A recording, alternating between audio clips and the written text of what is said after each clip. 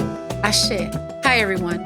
My name is Elizabeth Jeampierre, and you are listening to Bangles and Headdresses, a conversation rooted in matriarchal ancestral traditions and the path to, I think, resolving many of the challenges that we're faced with today. Today, we're joined by Cameron Russell. I get very excited because this is our 5th episode, and I have been literally in the room with solutionaries, with people who could do and be anything in the world and decide that they're going to be fully present for the planet, for our people, for our struggle. And Cameron is a supermodel activist who has spent 20 years navigating the tension between being one of the most photographed faces in the world. She's been on Vogue and Elle, and here we are in the room with Cameron. And I met Cameron when I was working on a climate justice youth summit, where she was able to bring Model Mafia to our space, and she'll talk about that later. And also, I had the opportunity in 2013 to appear in Vogue magazine, and I met and had an opportunity to work with Cameron there. And she has consistently been present for the front line of the climate crisis. So welcome, Cameron. I get super excited. People say I live in the perpetual state of excitement and hope. But I'm just really happy that you're joining us today. Such a joy to be here. Such an important voice in this work that we're doing. So Cameron, one of the first questions that we always ask everyone on this is, what comes to mind when you hear the word matriarch? I love this question, and I love that you're doing a podcast about this right in this moment, because boy, do we need that wisdom of how to live in the world right now. So what comes to mind for me is, I'll just go really present. Yeah. I feel like we're just flooded right now with a understanding of power that is so much about domination and violence. And it's really hard not to think that the way to engage that is to meet it, to understand power that way. And so for me, matriarchy is really an invitation to look at all the ways that we humans currently survive and have survived since the beginning of humanity. And that is the power that we have to be turning towards always, that power to sustain life, to care for each other.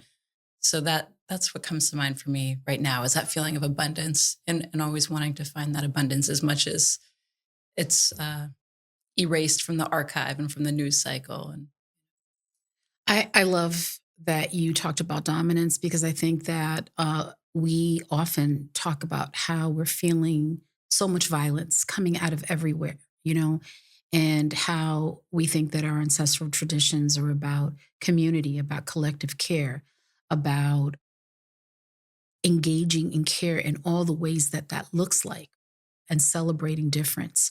And you certainly have a history of doing that, which is why I'm so excited that you're here. But yeah, dominance, patriarchy, capitalism, all the things that come with that heaviness that is really, I think, affecting our collective mental health. And so that path, I think, is important. In your life, I know that there have been matriarchs that have sort of led the way, that have basically shaped the way you move through this world, since the time you were a child. You started modeling at a very young age. So who was that matriarch? What is that lineage that made it possible for you to go into one of the most extractive industries and work on redefining it, reshaping it, and be successful at doing it? wow, where to even begin? There's so many matriarchs. I feel like the person with the Oscar list. I gotta pull out. Wait, who did I not mention? My mom, of course, who I adore, and had so many different lives, even when I was growing up with her. When I was a kid, she was an editor at a public health journal.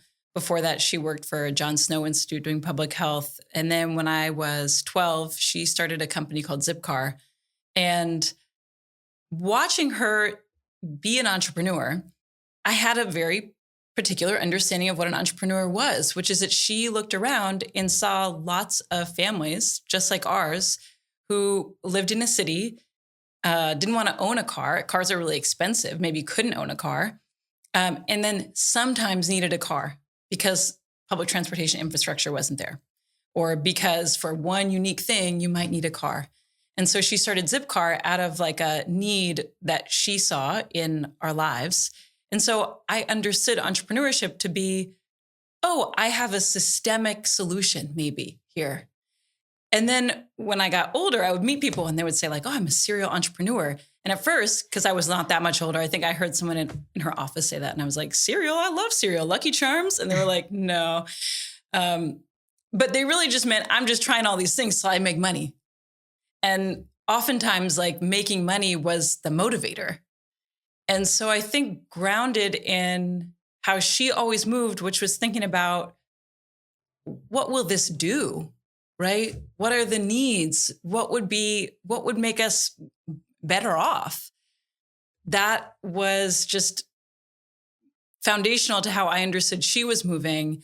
And then as I got older and I had a criticism of capitalism, I could really, see, oh, wow, how do you work inside all these constraints and still be grounded in like need and care?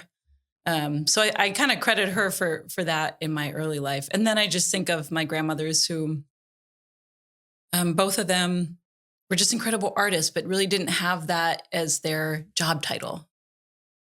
One of my grandmothers was a daycare teacher, and she had a whole curriculum she introduced to really like 2 and 3 year olds about carpentry, and they would be using power saws and hammers. So cool. That is so cool. And then the other grandma was a home health aide and a physical therapist, but also just an incredible artist who brought art into everything that she did. And both of them had 6 children. And so from them, I think I learned that caregiving in all its many forms can be profoundly skilled and creative labor. And I think about that every day, and I try to become better at caring for the people around me. And you do. I think about, you're someone who's been like on the cover of Vogue, and your face is known. And yet when I think of you, I don't think Cameron the supermodel. I think Cameron, the person who created or co-created Model Mafia, the person who, if I'm on social media, I see bringing attention to what's happening in the Amazon in Brazil. Like whenever I think of you, I think about your activism and how you've used this platform that you started in this journey very young to bring attention to what is happening literally in our lives, the fabrics we wear, the people that are used, or the examples of what beauty is. You've changed the look of that. And I feel like I've been brought into something that is really important, because I always talk about how women of color in particular, we have a long history of adorning. Mm-hmm. 1,000 years putting on makeup, putting on bangles, headdresses, adorning.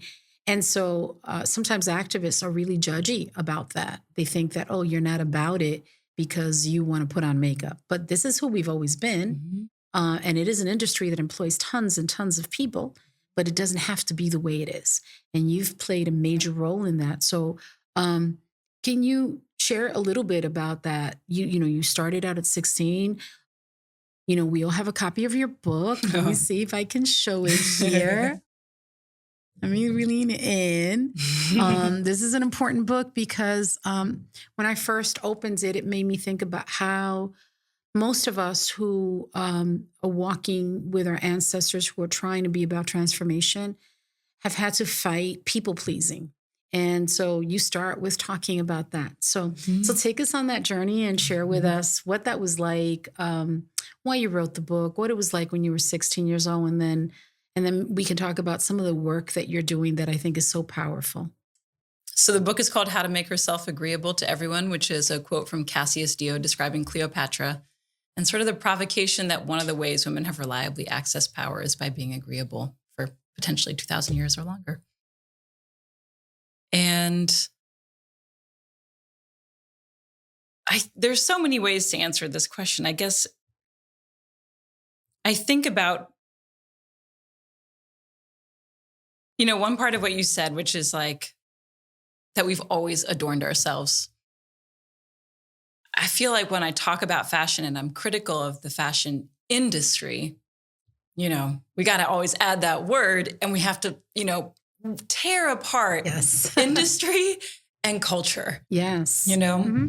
And actually, I'm fascinated by fashion as a tool of liberation, as memory, as archive, as expression, as belonging, as sensuality. And in fact, it's because I know that those things are ours and have been ours forever that it's so devastating to see what industry has done.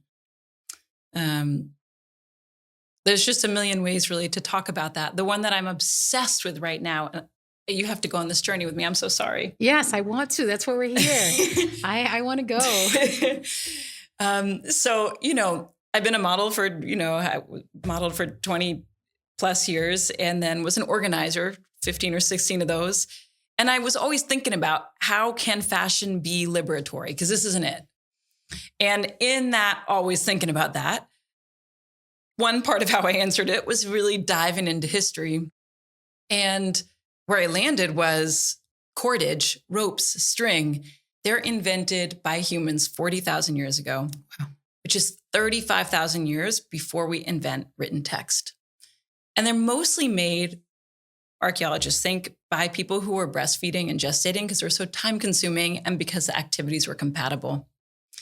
And from the very beginning, they actually were probably used to hold meaning. So there's this little rope skirt that's the first thing we ever, have found as evidence of vegetal fiber being worn, not hide. 35,000 years ago. That was that is on a little sculpture 20,000 years old in this cave in France that they find it. But this little skirt, which could not have been for warmth because it's just like some ropes, and could not have been for modesty or anything we understand as modesty because it's worn kind of beneath the booty. It's worn for the next 20,000 years. There are examples of this all over. And so if it's not modesty and it's not warmth, it must be meaning, right? It's fashion, it's meaning. Yes. And it's a meaning important enough that humans kept on doing it. And what linguists and archaeologists think is that it was maybe to protect people who were gestating and childbearing, or maybe to signify fertility. And so there's something about this meaning that also is like life-giving and life-sustaining. And so when I found this story, to me, both metaphorically, it opens this archive. Like before we had written word, 35,000 years before we had written word, we have an archive that maybe women largely were keeping for reasons maybe that have to do with like sustaining life. And so there's sort of the metaphor of that. But then there's also the reality of it, which is that vegetable fibers compost. We don't have them. But whatever they told us is in our living, right? That's why we're here. That's like, so I find lots of liberation in fashion. And I'm devastated to see that 20 conglomerates own 98% of industry profits, that somewhere between 1 in 6 and 1 in 20 women worldwide is employed in this industry and doesn't make a livable wage, that the industry relies on keeping women in poverty to keep their profits going. And really, beyond the just daily atrocity, I think what fashion fashion industry has done, is normalized disposability and normalized hierarchy and normalized consumption and domination that we talked about. And it's made those things just every day we just accept that's the makeup of the world that we're touching and living in. Yeah, thank you so much for that, because I think that the history of how this evolves is tremendously important. And I often think, when I think about the fashion industry, about the environmental justice implications for that. I think about where fabric is created, how they handle the waste, how they treat the workers. What does that supply chain look like? I always have a lot of questions about it. And I also think about my grandma and how my grandma could fix everything, repurpose everything, how things were handed down, how there was a tailor on the block, how there was a cobbler. Like we didn't have a million pairs of shoes. We had two pairs of shoes, one for every day and one for church, right? And so we would go and fix them, and I would get very excited about them putting taps on my shoes. That was a big deal. And those things don't exist anymore because the idea now is more and more consumption. And so I think that one of the things that you've been doing so beautifully is bringing attention to clothes swaps and mending and sort of regaining those ancestral traditions, what we used to do on the kitchen table, so that people can not only live within their carbon footprint, but we can create fashion out of this. We can create things that give us joy. And so when we started doing the Climate Justice Youth Summit, and we worked with your folks, we met all of these phenomenal people that are doing those things and talking about it and understand what the problems are. Like how did you bring these people together? Like model mafia, like how did you do that? Because I feel like that's part of the continuum of leadership that you're talking about, the continuum of transformation. You're talking about rope skirts. And then fast forward, right? You're seeing things coming out of Nigeria that are pretty mind-blowing fashion, right? That's right. So you're I think you're an essential voice in that continuum of transformation and reclamation of matriarchal ancestry. I hope so. No, you are. And so I just want you to share, because I think people sometimes think about these things in silos. Yeah. And the thought process and the engagement can happen in whatever sector you're in. That's right.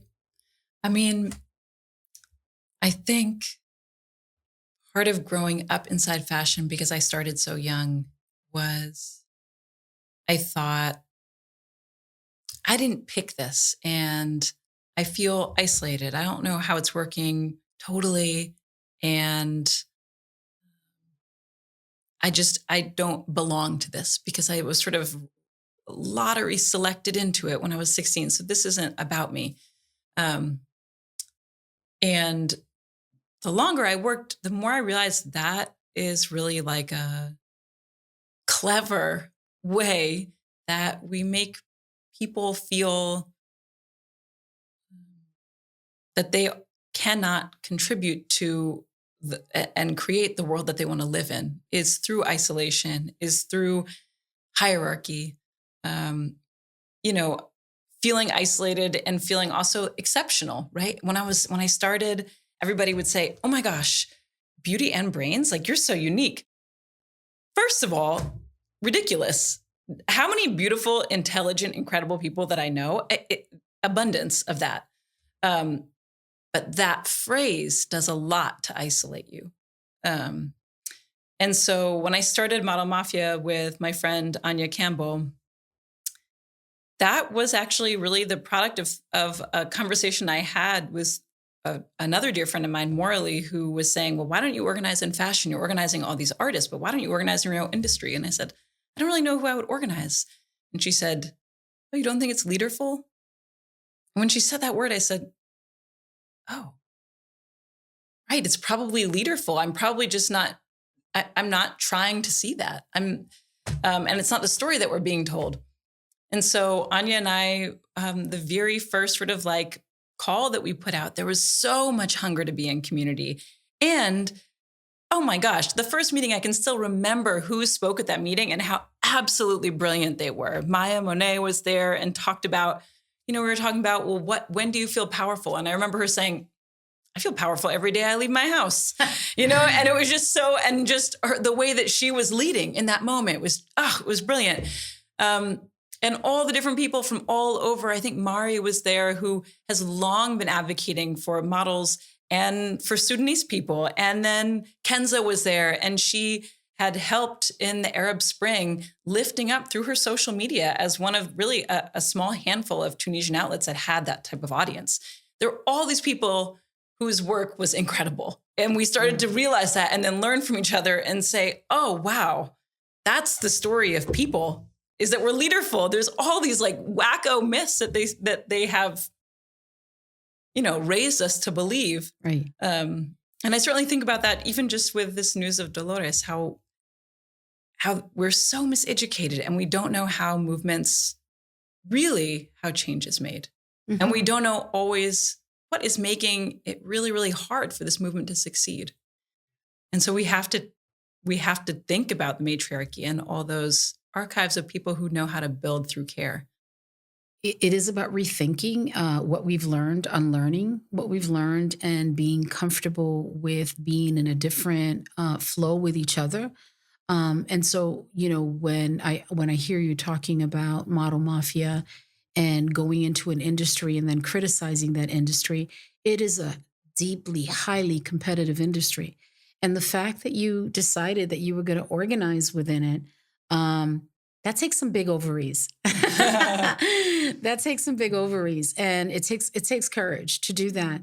And so, we're in a movement space where we talk about being intergenerational, matriarchal, and leaderful. That word leaderful is such a departure from the past where you have that one iconic leader. We talk about how we're leaderful and we're all sharing and holding this moment as we move forward. So Can I ask you a question? Sure. I was thinking about, I listened to, I think it was on maybe your first episode, and you said that your mom, or maybe your second episode, your mom said, when you swear, that's the language of the powerless or something. Yeah. And I said, I guess I'm just having a powerless moment. But I thought of that, and then I thought, I wonder what her mom taught her about power. Yeah, I think, my mom rooted us in our Afro-Indigenous ancestry. And she was someone who walked around with like ankle bracelets, and she was like super femme.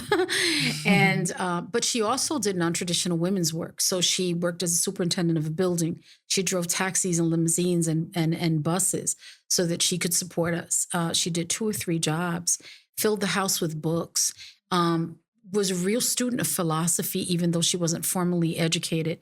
So I learned early on that there was no contradiction between leaning into your divine feminine and also being anything you want it to be or do anything you want. So I felt like I was witnessing power. She didn't want to live on public assistance. She felt that it would narcotize us, that we would, that one thing is having need and the other is having dependency. And she didn't want us to be dependent. She wanted us to be strong. And I was her only daughter. And so she wanted me to make sure that I studied so that I would never have to depend on a man for anything. But she made sure that my brothers knew how to cook, how to sew, how to iron, and how to take care of their children. And so she kind of flipped it. And I think that's how she taught me about power. Yeah, she's one of the reasons why we're having this podcast, because this is an ode, an homage to my mom.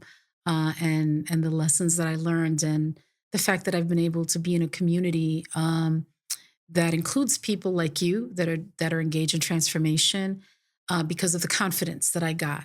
Had I just sort of leaned into being shy and feeling powerless, I wouldn't, be having this conversation with you right now. Mm-hmm.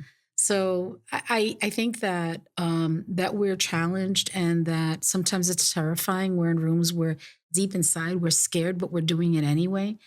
And I can't imagine you not being in those spaces where deep inside you're like, oh, hell, okay.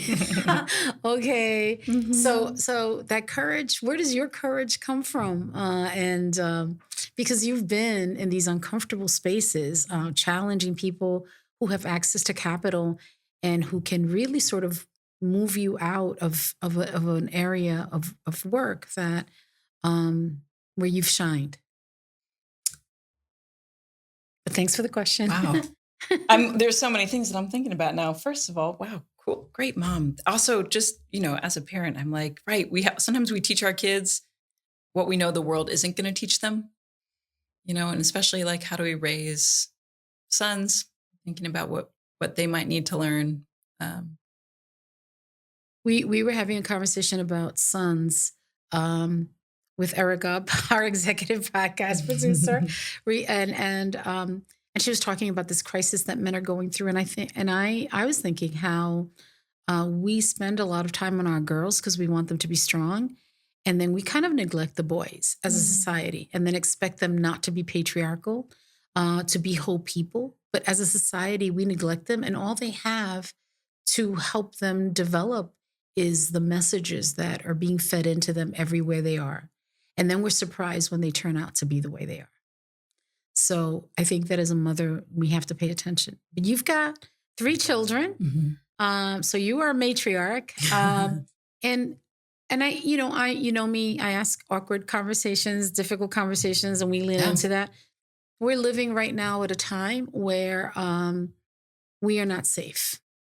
And that particularly people of color, Black people are not safe. And you're raising biracial children. And I want you to talk about that. I want you to talk about that because the way that you're doing it, I think is beautiful, you know, and I want you to share, like, how are you feeling as you're preparing them to go out into the world? I remember my mom being terrified when my brothers would go outside, terrified of the police, terrified of all kinds of things. And this is a different kind of reign of terror that we're in, and it's designed to make us feel fearful. And you've got these beautiful children, what is that like? You know, raising these biracial children in a time where we are not safe.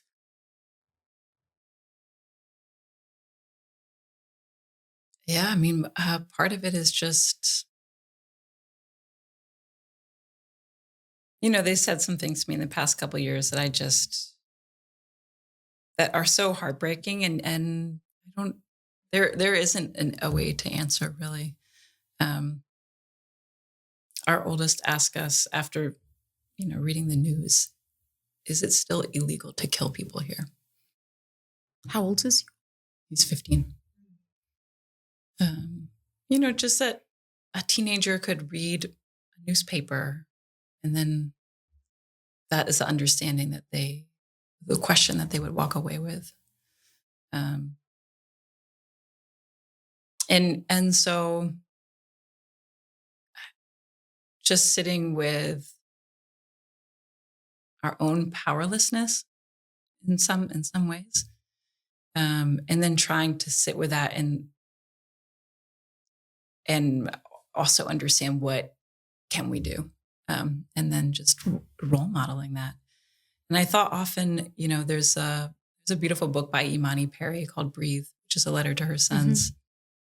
She has this beautiful line in there that I always repeat in my head when I have that fearful moment. And it goes something like, we can't colonize their grief with our fears. Those aren't our children. Our children are safe right now.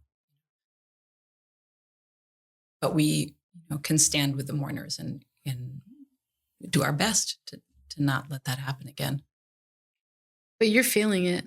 It's in your face. It's in, it's in your body language. I think about raising children today with the prevalence of like AI and what they're being fed in school and how books are being burned and how it feels like we're going back in time.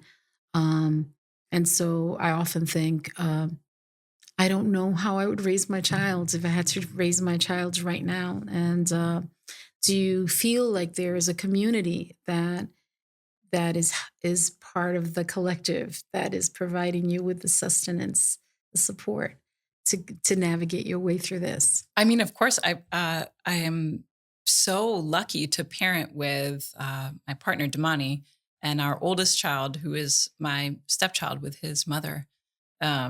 So already we have a really wonderful parenting team, just in the most immediate sense. And then my parents and his mom, and then my closest friends who, my sisters, and to parent with them. And, sometimes in that moment where we're just like, so, oh, it's too much. And then, we'd just have a little text thread with just, it's funny, but, devastating comments like, well, would you rather be in a bunker? Would you rather be out here?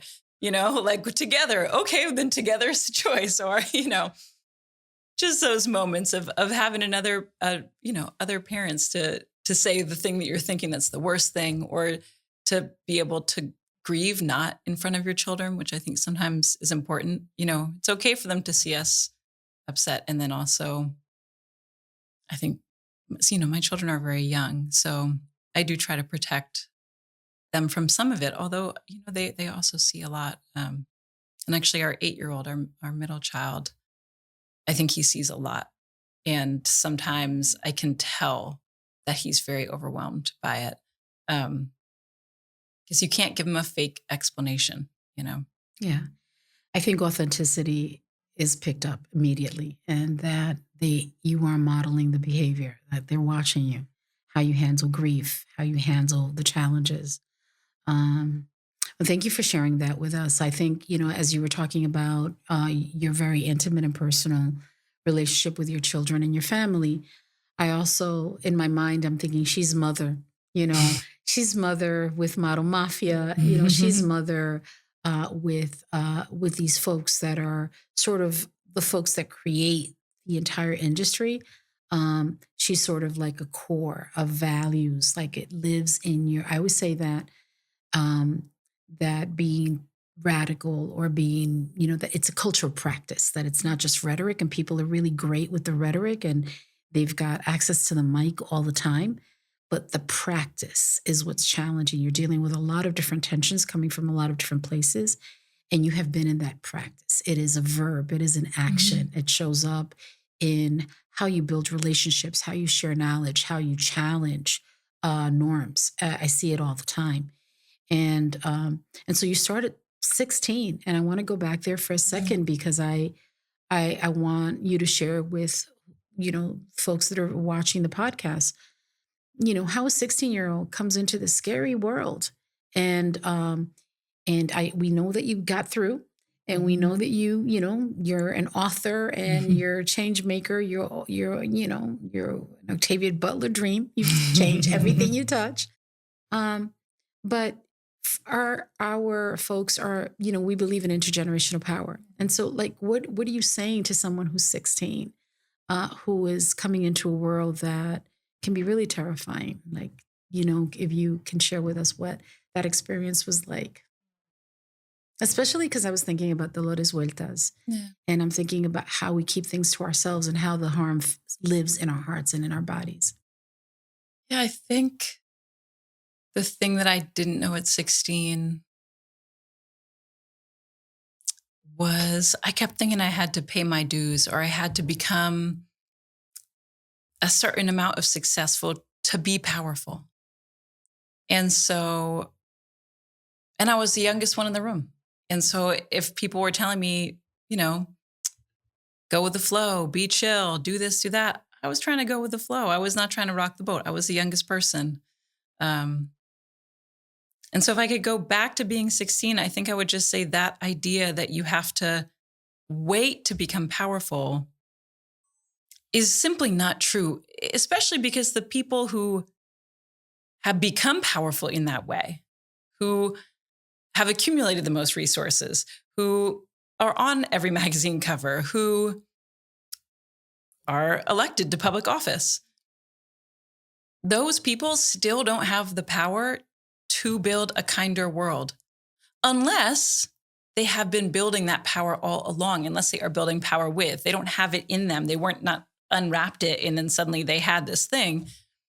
And so I think if I had known that, I would have understood power in a very different way from the beginning, as very relational. And so then to meet power that was domineering, I wouldn't have said, let me wait until I can challenge this. I think I would have said, I can challenge that now because nobody here likes that. Right. And so I think, I a lot of times I thought it wasn't my place to just disrupt, to say, and I kept thinking I have to wait until I'm successful. And then when I became successful and I said, oh, great, so now I'm allowed to speak up, it didn't really work like that. It's so, you're redefining power. You're talking about the difference between relational and dominance. And you're also redefining what success looks like. All right. And I think that for me is so important. At at what moment do you have like an aha moment? Did it happen gradually, or did you just like one day say, wait a minute, what is up with this? Like, did that happen? Or were there multiple things? Because I think that sort of moment of being like fully in your body and aware happens at different times in people's lives. And I think sometimes people beat themselves up feeling like, wow, it took me that long. So, and there's a lot of different reasons why it happens at different times. There's so many small moments. I think, right before the COP in Copenhagen, that was supposed to be the moment. I remember 350 put out a call for media, like, can anybody explain what 350 parts per million is? And I was like, great, I can do that. And called a bunch of models. And then I said, what if we do like a strip tease and each piece of clothing is like a carbon part per million? And we got to go from 390 to 350 back in the good old days of 390. And we'll have a little voiceover about what that is. And so I kind of figured out if you organize and if you take the tools, then okay, you can make some noise. And that ended up on Fox News, right? And so I was like, great, like this is viral of whatever year that was. But as soon as I looked at the industry that I was in, I was like, but here I am able to organize as successful as you can get as a model. And I can't affect this thing that's happening right next to me. And so actually, this is all just kind of noise. So that was kind of a first disturbing moment where I was like, and then a more maybe a sort of embodied moment of that, more embodied was being with a friend at kind of in-house at this fashion brand. And they had, by New York law, labor laws posted on the wall. And one of them was like, sexual abuse and harassment consists of, and I was standing with my friend and I said, this is like our job description. And then, I started to think about it and I was like, that is like our job description. And then kind of watching the Weinstein stuff happen, and maybe 24 hours into that, I'd already been organizing models for some time, but everybody was texting me like, this is our industry. And so before Me Too, I thought of the super cumbersome hashtag, my job should not include abuse. And we started, sharing all these stories anonymously. And that was a moment where, again, I was like, okay, so now I kind of know how to organize. And now we've made it personal. We're talking about who we're sitting with. We're talking about even solidarity across the supply chain. We're talking, okay. And we're saying it in a way where nobody can look away because Instagram is where the whole fashion industry is. Okay. And so a couple days in, all these big conglomerates started adopting charters. I'd never been able to get a big conglomerate to adopt a charter. I was like, look at this.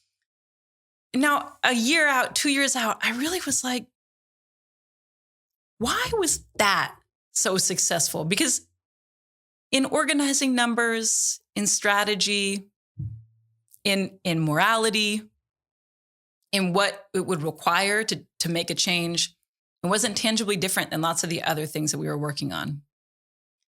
And so I had to kind of sit with, and this is how I ended up writing a book. Is there some story that the media likes to tell, that these fashion brands like to tell, of like a victimized white woman and a victimized young white woman? And what story does that, what does that serve? Worst. Right? Yeah. And so then that, that was just another moment of being like, okay, let me just try to understand power because that didn't work either. And now I'm in your weird story. And the idea, even all the language around that still deeply disturbs me because I think right now we're in a country where I keep hearing people talk about the leaders. Why are they not calling them abusers? Right. And then I keep hearing people say, I'm a survivor. And the general consensus is somehow that is weak. No, that's the strongest person in the room who knows what needs to happen. Right. You used your privilege. That's what you did. You used your privilege to really elevate and show deep solidarity. I think that, you talk about a white young woman who is a victim, and the media loves that, right? But in your work, you're lifting as someone who's horizontally gifted and close to the earth. When I see the women that you've put together, I see women of different sizes, different complexions, different hair texture. I see the beauty of our people. And you were very intentional about making sure that you use that privilege to elevate and celebrate difference.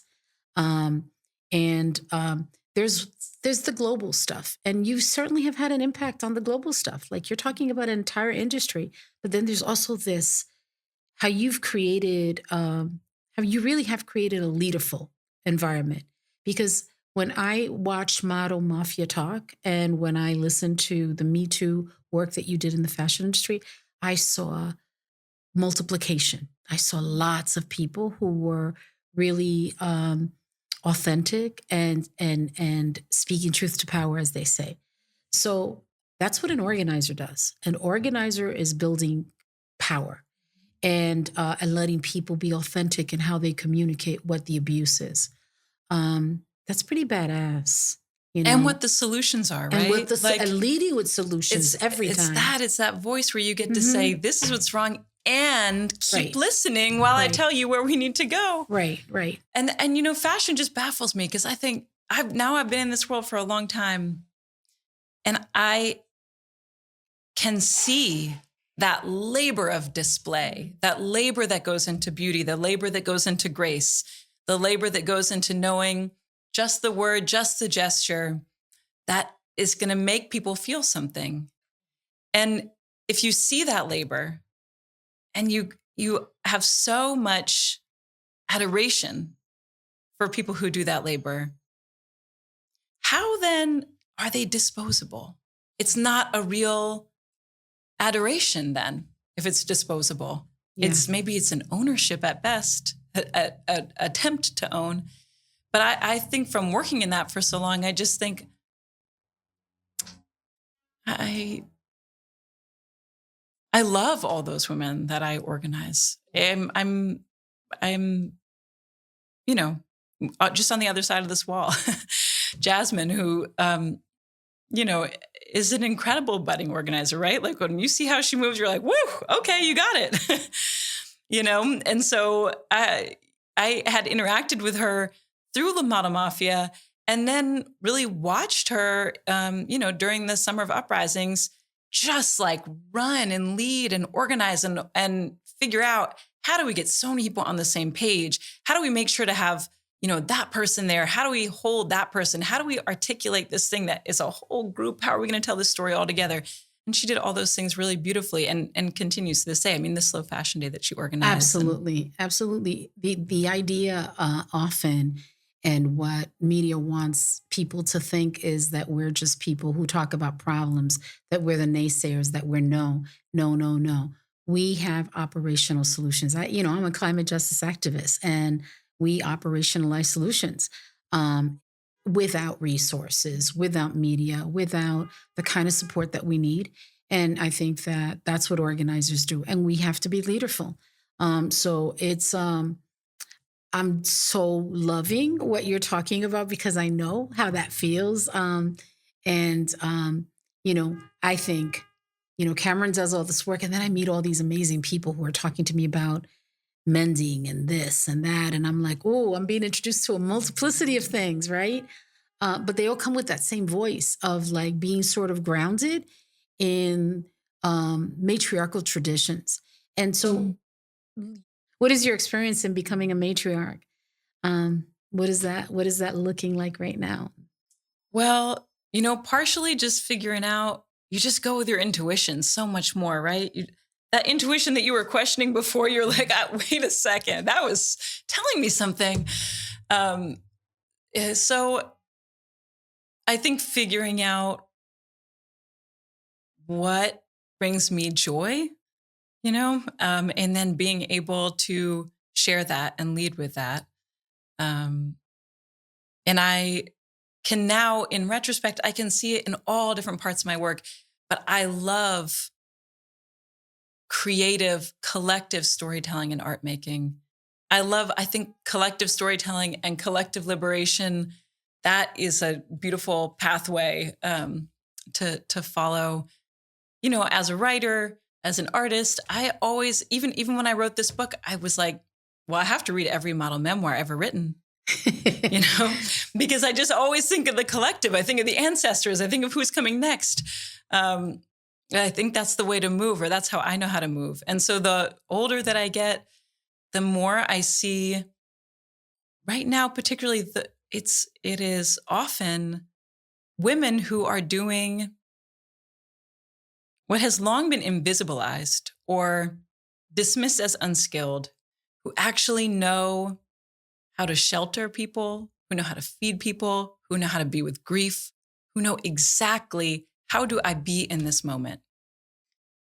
And that is reclaiming ancestral matriarchal traditions. That's definitely what we're talking about here. If you had an opportunity to speak to your great grandmother, what would you ask her? What would you want to know? If you had an opportunity to either share something with her or ask her a question, would you thank her? What would you do? What would that look like? I think I would just love to spend a day with her. I think, what was her day? How did she care for her children? Yeah, how did she? I don't know what her day was. What time did she wake up? Did she wake up before everybody? How did she move? Did she have friends? Who were her friends? What was her relationship with her husband? Who was she when she was a girl? I remember hearing my grandmother tell a story about when she was a child, and she was a child of Swedish immigrants. And she had a hard childhood, and she was the oldest and did a lot of child raising, even as a child. And she told me that sometimes she would be able to sneak out into the woods, and she would find a little plant, and she would put it in a cup, and she would take care of it, and she would replant it. And, knowing her at 96, she would do the same thing. She'd pull a dandelion out of the sidewalk, and she'd put it in a Slurpee cup, and then she'd paint the Slurpee cup, and it would be this gorgeous little dandelion sitting there. And I thought how beautiful that she had that sort of, even as a 6 or 7-year-old, that she was doing that in that relationship. So I guess I didn't know my great grandmother at all. And so I'm curious who she was. Yeah. To live with that kind of wonder that it is significant when you're 6 and significant when you're so much older, I'm so grateful for you joining us. I've been watching you just sprinkle pixie dust everywhere and just change everything. And it has been such a wonderful journey to be with you on. And to know you, and to know that someone like you is accessible to someone who does grassroots organizing like me. I feel that I am honored that you are accessible to me. So as long as I've known you, I feel like every time I'm in your presence, there is a young person who then I get to see 10 or 20 years later, who is incredible and still in relationship with you and with the community. And that's just like, wow, let me move like that. I'm not going to lie. It is the coolest thing. It is. You talked about love being the thing that moves you. For me too. And it is the coolest thing to watch them grow up and to see how impactful they are and where they land. And I sort of sit back and I'm like, so we, we'll do all of the stuff on infrastructure and policy, but then what happens with the young people is the thing that gives me the most joy, because I see how they sort of like we're seeding the world with these people who are just changing everything. And it's the most fun. So thank you so much for joining us. And where can our viewers reach you? Do you have like a handle, or you on social media that you want to share? I'm on social media that I rarely use. Cameron Russell on Instagram, I guess. Oh, where can they get the book? Because I think it's important that people get the book. Yeah. I think that, when you put so much love and heart into something, you're telling a story for a reason, and that reason needs to land in people's hands. Yeah, the book, How to Make Yourself Agreeable to Everyone, is available online. And, when I put it out, I was just hoping to meet young people who I think are so on display right now. Everybody is in front of a camera. That's true. And to let them think about both, hey, could that be a skilled performance? What does it mean? What are you performing? How are we thinking about gender and class and race and liberation? And how are those things impacting what we're performing? And also to have a political awakening and allow ourselves to be changed and to be politicized in whichever job we're in. Because when I started working, I thought it was a unique job. And the older I get, my friends who are lawyers, my sister who's an ER doctor, my friends who are nurses, who are teachers, all of them have the same questions. Hey, if I'm doing this, am I a Band-Aid? I can't be a Band-Aid. Are we all Band-Aid? Should we be organizing? And the answer is yes. Absolutely. It's the solution to everything. That's right. It's why we're here. It's why we have rights. It's literally because of organizing. And we have to take care of each other. Absolutely. Well, viewers, thank you so much for listening to Bangles and Headdresses. We hope that you enjoyed this conversation with Cameron. Make sure that you hit like and subscribe and join the conversation on our Instagram and TikTok accounts. Bangles and Headdresses, all caps. Until next time, ashe, ashe. Ashe.